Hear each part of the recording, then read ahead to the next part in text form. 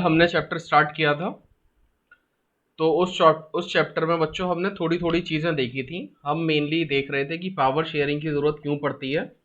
उस चीज़ को देखने से पहले हमने दो केस स्टडी देखी थी। एक केस स्टडी देखी हमने बेल्जियम की, दूसरी केस स्टडी देखी हमने श्रीलंका की। तो बेल्जियम में क्या हुआ था बच्चों? बेल्जियम में हमने देखा था कि दो जो बेल्जियम कंट्री है, बेल्जियम बच्चों जो कंट्री है, बेल्जियम कंट्री में आपकी जो पॉपुलेशन मेजॉरिटी में थी वो डच मेजॉरिटी में थी, और जो जर्मन थे बच्चों, फ्रेंच थे। फ्रेंच और जर्मन माइनॉरिटी में थे। ये मेजॉरिटी में थे, ये माइनॉरिटी में थे। ये कल हमने देखा था। फिर उसके बाद बच्चों हमने एक चीज़ और देखी थी कि इसकी जो कैपिटल है, इस कैपिटल में जो फ्रेंच थे वो मेजॉरिटी में थे। फ्रेंच क्या थे? मेजॉरिटी में थे। और कैपिटल में डच माइनॉरिटी में थे। इसके बाद बच्चों हमने एक चीज़ और देखी कि श्रीलंका का जो पार्ट है, श्रीलंका में सनहाला स्पीकिंग पीपल और तमिल स्पीकिंग पीपल रहते थे। सनहाला स्पीकिंग लगभग 75% के करीब हैं, तमिलियंस लगभग 18% या 20% बोल दो आप, राउंड 74 थे भैया राउंड फिगर के सनहाला। लिए। अरे राउंड फिगर के लिए बच्चे, ऐसे क्या 74 याद रखोगे? कहीं पे कोट नहीं करना है, बस ये बताना है कि हाँ भाई इतने के आसपास थे। और इसमें भी श्रीलंका वाले ज़्यादा थे, लगभग 13-14% थे, और बाकी 4-5% इंडियंस थे। एग्जैक्ट फिगर की ज़रूरत नहीं है, रटना नहीं है हमें कुछ भी, ठीक है। ओके भैया। फिर हमने देखा था कि श्रीलंका में क्या था। श्रीलंका वाली जो गवर्नमेंट थी, श्रीलंका में जो सनहाला स्पीकिंग पीपल मेजॉरिटी में थे वही गवर्नमेंट में आए। सनहाला स्पीकिंग पीपल ने क्या बनाई? गवर्नमेंट। गवर्नमेंट बनाने के बाद इन्होंने क्या किया? अपने लिए ही जो मेजॉरिटी है, मेजॉरिटी के लिए ही ज़्यादा प्रिविलेजेस, ज़्यादा अच्छी अच्छी चीज़ें ले ली। तो ऐसे ही गवर्नमेंट को बोलते हैं बच्चों majoritarian government. Majoritarian government, majority majoritarian government किस फंडे पे काम करती है? जो मेजोरिटी में है उसका भला करना है, जो मेजोरिटी में है उसके लिए मुझे चीज़ें बनानी है, और माइनॉरिटी पे वो उतना ध्यान नहीं देंगे। किस तरह से ये हमें पता चलता है कि ये मेजोरिटेरियन गवर्नमेंट थी? इन्होंने क्या किया बच्चों, सिन्हाली जो लैंग्वेज है, सिन्हाला ने अपनी लैंग्वेज को ऑफिशियल लैंग्वेज बना दिया। फिर उसके बाद क्या किया बच्चों, इन्होंने अपनी कम्युनिटी के लिए क्या किया? एजुकेशन और यूनिवर्सिटी लगा एम्प्लॉयमेंट। हाँ, यूनिवर्सिटी बना दी, गवर्नमेंट जॉब लगा दिए। हाँ, तो एजुकेशन और एम्प्लॉयमेंट किसे मिलेगा? इनको मिलेगा। फिर बाकी जो मेरे दूसरे बंदे थे तमिलियंस, उन्होंने अपनी डिमांड की कि भाई हमें तमिलियंस को आप क्या करो, पार्टी बना के आप हमें भी हमारी लैंग्वेज और कल्चर की रिस्पेक्ट करो। हमारे बच्चों को, मतलब तमिलियंस को भी आप एजुकेशन और एम्प्लॉयमेंट का राइट दो। लेकिन उनकी ये डिमांड डिमांड इंटरटेन नहीं की। इतना कल बच्चों हमने पढ़ लिया था। अगर आप इतना रिकॉल कर पा रहे हो तो ठीक है, और अगर आप रिकॉल नहीं कर पा रहे हो तो आपको फिर से पढ़ने की ज़रूरत है। तो मैं जो यहाँ पे देखो आपके लिए, अच्छा ये वाली चीज़ें बच्चों जो छोटी छोटी टर्म्स है ना, ये हम देख लेते हैं। तो देखो बच्चों यहाँ पे जो भी टर्म्स हैं पहले हम देखते चलते हैं साथ साथ। ये बोल रहे हैं, यहाँ पे एक क्वेश्चन है, ये छोटी सी लड़की ना एक क्वेश्चन पूछ रही है। वो बोल रही है कि I have simple equation in mind, sharing power. अगर हम पावर शेयर करेंगे तो पावर को डिवाइड करेंगे, पावर को डिवाइड करेंगे तो हम कंट्री को वीक कर देंगे।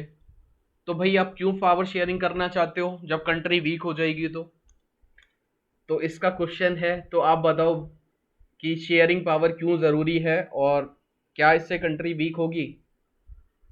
नहीं, शेयरिंग पावर पावर शेयरिंग करने से कंट्री वीक क्यों होगी भैया? होगी, ये जरूरी इसीलिए है जिससे कि सबके पास पावर होगी तो जो मेजोरिटी में है वो कोई गलत डिसीजन भी नहीं ले पाएंगे। Very good.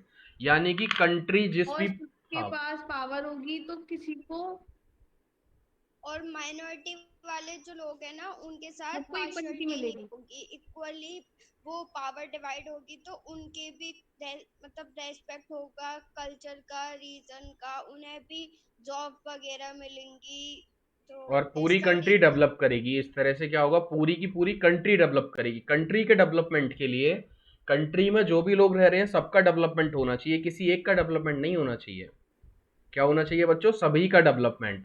तो शेयरिंग पावर जो इन्होंने डिवाइडिंग पावर यहां तक ठीक है, लेकिन वीकनिंग दी कंट्री ये सही नहीं है। इससे कंट्री वीक नहीं होगी, बल्कि इससे कंट्री और प्रॉस्परस होगी। डेवलप होगी। ठीक है, चलो फिर और देखते हैं आगे ऐसा और क्या टर्म है बच्चों। एथनिक, यहाँ पे एक वर्ड यूज किया गया है एथनिक। तो एथनिक क्या, एक सोशल डिवीजन है बेस्ड ऑन शेयर कल्चर। मान लो ये कुछ लोग हैं और ये एक कल्चर अपनी शेयर करते हैं, ये इनकी एक कल्चर है। ये बहुत सारे लोग हैं जो क्या करते हैं, किसी कल्चर को फॉलो करते हैं। तो इस तरह का ये सोशल डिवीजन जो है बच्चों, इसी को हम बोलते हैं ethnicity. People belonging to same ethnic group believe in their common descent because of similarity of physical type or of culture or both. They need not always have the same religion or nationality. Ethnicity का मतलब same religion same ethnicity नहीं है, ये sorry same religion और same nationality नहीं है। nationality क्या होती है? सबसे पहले nationality देखो, ये इंडिया है, इंडिया में जो रहेंगे लोग वो इंडियंस हो जाएंगे। तो नेशनैलिटी क्या है बच्चों, ज्योग्राफिकल ये प्रॉपर्टी है। नेशनैलिटी क्या है, नेशनैलिटी आपकी ज्योग्राफी से रिलेटेड है। किससे रिलेटेड है बच्चों, ज्योग्राफी। मान लो कि एक बंदा यूएसए में पैदा हुआ तो उसकी नेशनैलिटी हो गई अमेरिकन। एक बंदा पाकिस्तान में पैदा हुआ, उसकी नेशनैलिटी हो गई पाकिस्तान। ठीक है। रिलीजन आप जानते हो कि इंडिया में भी मुस्लिम्स हैं, बाकी लोग पाकिस्तान में भी मुस्लिम्स हैं, अफगानिस्तान में भी मुस्लिम्स हैं, ईरान में भी मुस्लिम्स हैं। तो रिलीजन क्या है, जो एक आप रिलीजियस कल्चर फॉलो, अगर आप एक कल्चर फॉलो करते हो रिलीजियस, तो वो रिलीजन होता है। नेशनैलिटी आप समझ रहे हो, नेशनैलिटी किससे रिलेटेड है बच्चों, ज्योग्राफी से। हाँ भैया। नेशनैलिटी ज्योग्राफी से रिलेटेड है। ठीक है। तो एथनिसिटी क्या है, एथनिसिटी एक ग्रुप के, अब ये लोग हैं बच्चों, हो सकता है कि एक कंट्री ऐसे बनी हो, एक कंट्री ऐसे बनी हो, एक कंट्री ऐसे बनी हो, तो सेम एथनिसिटी के लोग बहुत सारी जगह फैले हुए हो सकते हैं।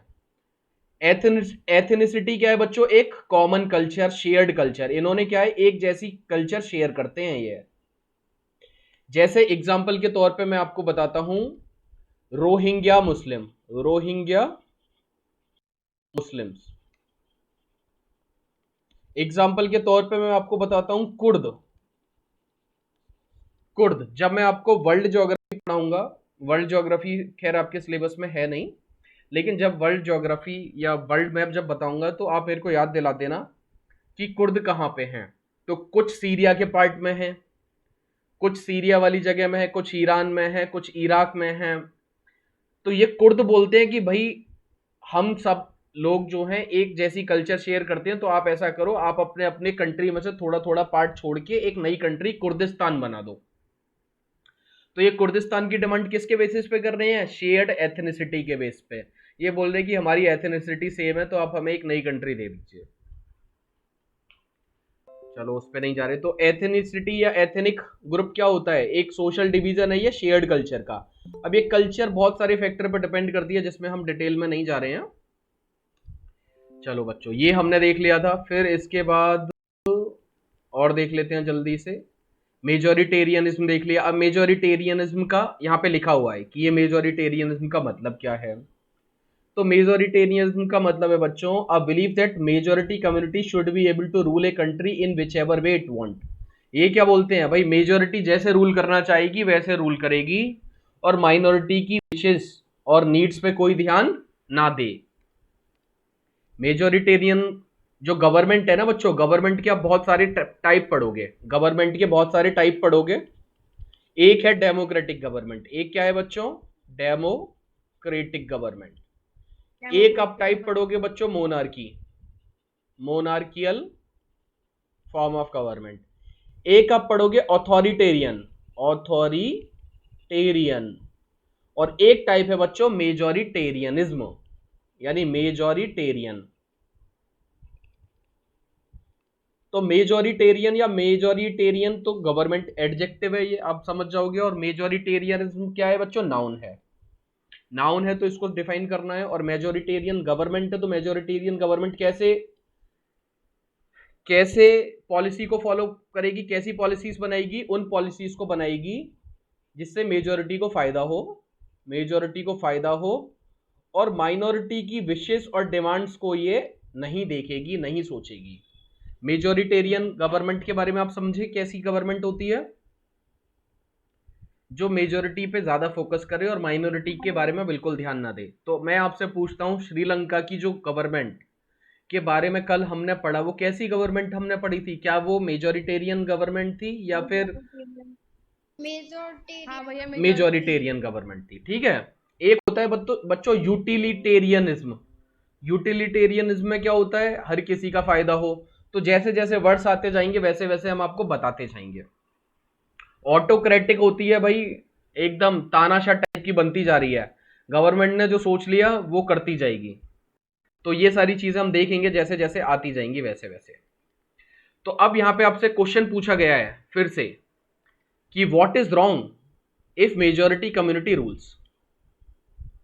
अब बताओ, क्या ये बोल रहे हैं कि क्या गलती है यार अगर मेजॉरिटेरियन जो मेजॉरिटी कम्युनिटी है वो अगर रूल कर रही है, तो क्या क्या खराबी है इसमें? If Sinhala don't rule in Sri Lanka where else will they rule. ये छोटा सा मासूम सा बच्चा है और ये मासूम सा बच्चा आके आपसे एक क्वेश्चन पूछ रहा है कि श्रीलंका में अगर मेजॉरिटेरियन गवर्नमेंट है तो क्या गलती है उसमें, कोई खराबी है क्या? और अगर मेरे सिन्हाला श्रीलंका में रूल नहीं करेंगे तो कहां रूल करने जाएंगे वो? समझ रहे हो आप क्या क्वेश्चन पूछ रहा है ये मासूम सा बच्चा? तो इस मासूम से बच्चे को आपको जवाब देना है कि भाई देखो, ये चीज गलत है कि आप अपनी प्रॉस्पेरिटी कर रहे हो, बहुत अच्छी बात है, लेकिन आपको माइनॉरिटी के विशेष, माइनॉरिटी की डिमांड्स, माइनॉरिटी की वेलफेयर, उसको भी आपको ध्यान में रखना है। आप रूल करो, आपको मना किसने किया है रूल करने के लिए, लेकिन आप उनका ध्यान नहीं रखोगे तो उनका ध्यान कौन रखेगा फिर आपके कंट्री में? ठीक है, तो इस तरह से आप इस बच्चे को आंसर देना। अब एकोमोडेशन इन बेल्जियम, कल हमने श्रीलंका के बारे में तो देख लिया था कि श्रीलंका में क्या हुआ फाइनली। अब हम देख रहे हैं कि बेल्जियम में क्या हुआ था। बेल्जियम में भी तो इसी तरह का डिस्प्यूट था ना बच्चों कुछ, तो बेल्जियम में देखते हैं। तो बेल्जियम जो लीडर हैं, दे टुक ए डिफरेंट पाथ, उन्होंने एक अलग रास्ता निकाला। They recognise the existence of regional differences and cultural diversity. उन्होंने सबसे पहले ये वाली बात मानी कि हाँ भाई देखो, बेल्जियम में जो लोग हैं वो डिफरेंट डिफरेंट तरीके के लोग हैं। रिकॉग्नाइज किया उन्होंने, क्या किया बच्चों, ये वाली चीज को रिकॉग्नाइज किया कि यस, यहां पे जो रीजन है उनमें डिफरेंसेस है, कल्चर है, उस कल्चर में डाइवर्सिटी है, इन्होंने रिकॉग्नाइज किया। जैसे इंडिया ने रिकॉग्नाइज किया है। इंडिया हमेशा क्या बोलता है अपने के लिए? Unity in diversity. हमेशा हम क्या करते हैं, हम सारी डाइवर्सिटी को रिकॉग्नाइज करते हैं कि हम हिंदू हैं, मुस्लिम हैं, सिख हैं, ईसाई हैं, लेकिन हम सभी एक साथ साथ हैं, डिस्पाइट दैट हम साथ साथ हैं। ये क्या बोलते हैं? Yes, we are different, there are diversity. आप देखोगे इंडिया में अगर नॉर्थ से साउथ तक जाओगे या ईस्ट से वेस्ट तक जाओगे तो इतनी सारी लैंग्वेज चेंज हो जाएंगी। आप देखोगे लैंग्वेज चेंज हो रही है, पहनावा चेंज हो रहा है, खाना चेंज हो रहा है, सारी चीजें चेंज हो रही हैं। यस, चेंज हो रही हैं। तो ये बच्चों बहुत बड़ी स्टेप होती है जब आप अपनी जो डाइवर्सिटी है उसको आप रिकॉग्नाइज करो। आप करो हाँ यस, देयर आर डाइवर्सिटी, और हम इस डाइवर्सिटी को अपनी स्ट्रेंथ बनाएंगे, वीकनेस नहीं। हम इस डाइवर्सिटी को क्या बनाएंगे? अपनी स्ट्रेंथ। फिर इसको प्रमोट करने के लिए गवर्नमेंट बहुत सारे नारे निकालती है, जैसे कि हिंदू, मुस्लिम, सिख, ईसाई आपस में सब भाई भाई। इससे इस लाइन में देखो कितना बड़ा मतलब छुपा हुआ है। ये बोल रहे हैं कि yes, there are differences in cultural diversity. क्या बोल रहे हैं हम? हमारे यहाँ पे रिलीजन के बेस पे डाइवर्सिटी है, हमारे यहाँ पे लैंग्वेज के बेस पे डाइवर्सिटी है, कल्चर में बहुत सारी चीजें आती हैं। कल्चर में आपकी लैंग्वेज भी आती है, कल्चर में आपका रिलीजन भी आता है। ठीक है बच्चों, कल्चर में एथनिसिटी आती है, कल्चर में बहुत सारी चीजें आती हैं। तो इन्होंने सबसे पहले क्या किया? इन्होंने बोला yes, there are cultural diversity, and yes, यहां पे जो रीजन मतलब बच्चों ज्योग्राफी से रिलेटेड टर्म, ये क्या है? एक छोटा सा रीजन। रीजन क्या है बच्चों? ज्योग्राफी से रिलेटेड टर्म है। ये टर्म समझना बहुत जरूरी है। और कल्चर जो है बच्चों वो सोसाइटी से रिलेटेड टर्म है। कल्चर किस रिलेटेड टर्म है? सोसाइटी से रिलेटेड। ज्योग्राफी आप फिजिकल सेंस में बता सकते हैं, ये वाला पार्ट इंडिया है, ये वाला पार्ट अमेरिका है, ये वाला पार्ट बेल्जियम है, ये वाला पार्ट कुछ अलग है। ज्योग्राफी वाला पार्ट हम पिक पॉइंट बता सकते हैं। सोसाइटी क्या है? मन में, मन से देखना पड़ेगा। हाँ भाई देखो यहाँ पे ये हिंदू मेजोरिटी वाला एरिया है, ये मुस्लिम मेजोरिटी वाला एरिया है, कुछ इस टाइप से। तो सबसे पहले बेल्जियम ने क्या किया, बेल्जियम ने बोला कि यस, इन्होंने रिकॉग्नाइज किया। इन्होंने क्या किया बच्चों, रिकॉग्नाइज किया। ये बहुत बड़ी ये स्टेप है, रिकॉग्नाइज करना किस चीज को, कल्चरल डाइवर्सिटी को, कि हाँ भाई कल्चर अलग अलग है लोगों की, यहाँ पे लोगों की कल्चर डिफरेंट है, अलग अलग है। और यस यहाँ पे जो रीजन है, बेल्जियम का जो पार्ट है, उस पार्ट में भी ऐसा नहीं है कि पूरा पार्ट एक जैसा है, नहीं, पूरा पार्ट एक जैसा नहीं है, ये तीनों एक जैसे हैं तो ये पूरा अलग है, इन्होंने रिकॉग्नाइज किया। तो between 1970 and 1993 they amended their constitution 4 times so as to work out an arrangement that would enable everyone to live together within the same country। और इन्होंने क्या किया कि हर कोई, उनकी जो कंट्री है बेल्जियम, जो कंट्री बेल्जियम है, बेल्जियम में जो लोग हैं वो अच्छे से रह सकें।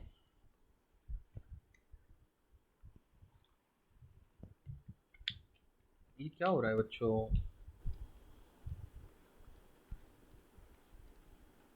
ये ना थोड़ा सा हैंग हो रहा है बेटा ये मेरी टैबलेट, फिर से देखते हैं।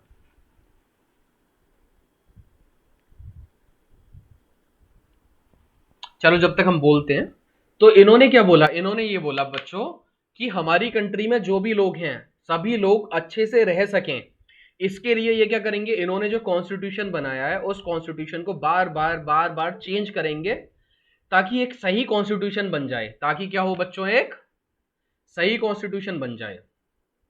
सभी को अच्छे से रहने के लिए क्या करेंगे, ये अपने कॉन्स्टिट्यूशन को बदलेंगे बार बार। तो दे हैव अमेंडेड, अमेंड मतलब बच्चों बदलना, अमेंड माने क्या होता है, चेंज करना।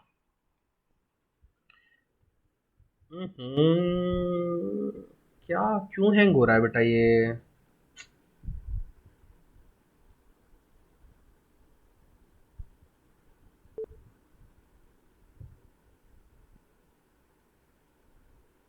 भैया कॉन्स्टिट्यूशन को चेंज करना मतलब ये कुछ समझ नहीं आया, ये कॉन्स्टिट्यूशन को बताओ। चेंज करना मैं बता देता हूं, देखो आप जैसे एक चीज, भैया कुछ हाँ कॉन्स्टिट्यूशन में जो लिखा हुआ है, कुछ स्टेटमेंट लिखी हुई है, उसको हटा देना या कोई नया स्टेटमेंट ऐड कर देना।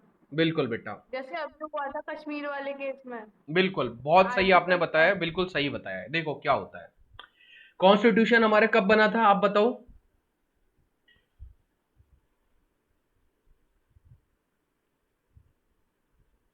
हमारा कॉन्स्टिट्यूशन, हाँ 1948 में बना था शायद भैया, 1948 में। नहीं नहीं नहीं बेटा, आप रिपब्लिक डे कब मनाते हो, 26 जनवरी। पहला रिपब्लिक डे कब मनाया गया था,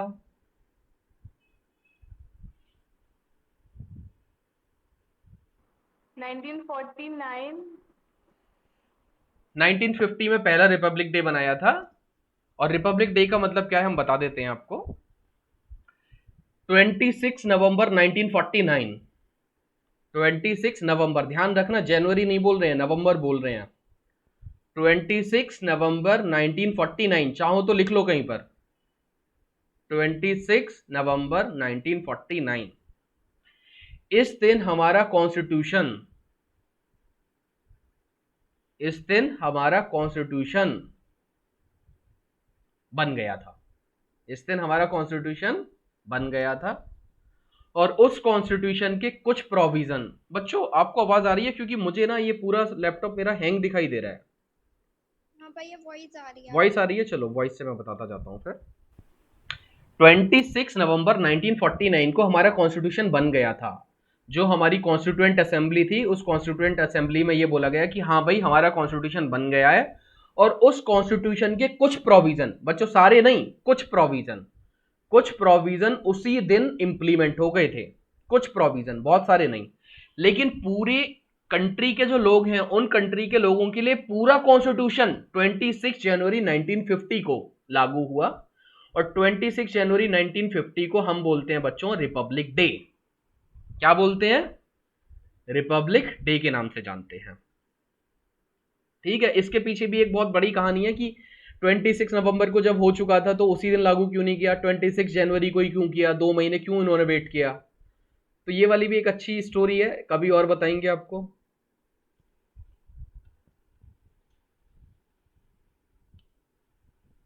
अभी क्लास ले रहे हैं हम, करते हैं कॉल बाद में, क्लास ले रहे हैं अभी, करते हैं।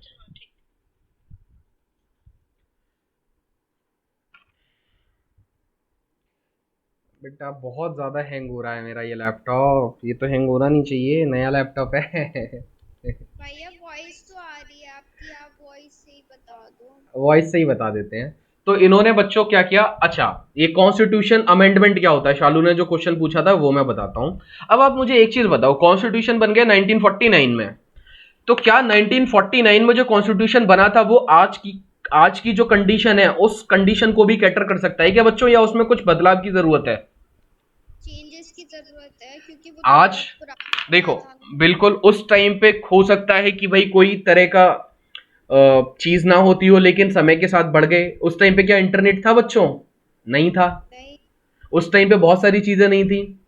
तो समय के साथ कॉन्स्टिट्यूशन में चेंजेस होने चाहिए ताकि वो समय के साथ साथ चलता रहे कॉन्स्टिट्यूशन भी।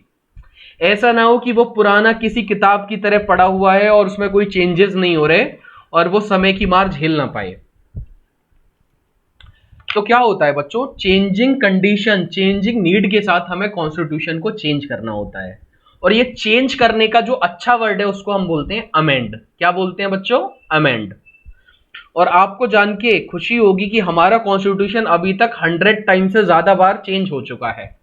हमारा कॉन्स्टिट्यूशन 100 टाइम से ज्यादा टाइम चेंज हो चुका है। कुछ 104 105 अमेंडमेंट उसमें हो चुके हैं अभी तक, जिसमें अब आपको जब भी कोई रीसेंट अमेंडमेंट होगा तो आपको ध्यान रखना है। तो कॉन्स्टिट्यूशन अमेंडमेंट है, कॉन्स्टिट्यूशन के अंदर जो भी लिखा हुआ है उस लिखे हुए को चेंज करने के लिए कॉन्स्टिट्यूशन को अमेंड किया जाएगा। और अगर पार्लियामेंट बोलेगी कि हाँ भाई चलो अमेंड हो गया, तो फिर उस कॉन्स्टिट्यूशन में चेंजेस हो जाएंगे। जैसा हमने अमेंड किया है उस तरह से चेंजेस हो जाएंगे। चलो बच्चों आगे बढ़ते हैं। अच्छा अब देखो बच्चों, इन्होंने जो अरेंजमेंट किया था ना ये बेल्जियम में, ये बहुत इंपॉर्टेंट है हमें सीखने के लिए। यार ये तो बहुत हैंग हो रहा है, ऐसे तो क्लास नहीं हो पाएगी। अभी तो 20 मिनट ही हुए ना। ऐसा करता हूं बच्चों, मैं ना फिर से आपको मीटिंग में इनवाइट करता हूं।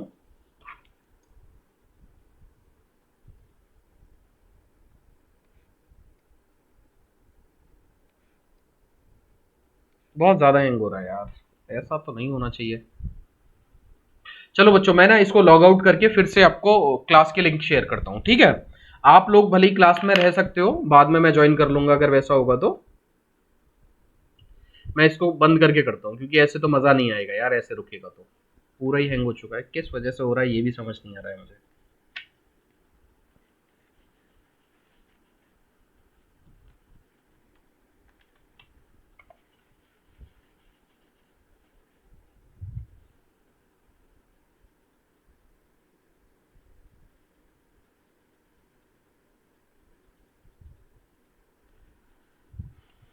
आपको आवाज आ रही है ना?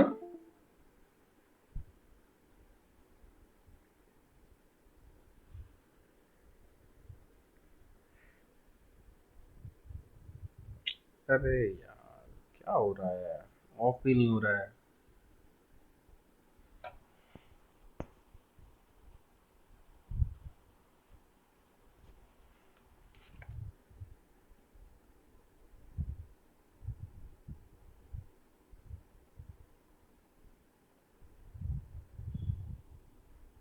बेटा आप ना लीव कर दो अभी ये वाला, है ना? क्लास को लीव कर दो आप। मैं इसको रीस्टार्ट करके आपको लिंक शेयर करता हूँ फिर से, ठीक है?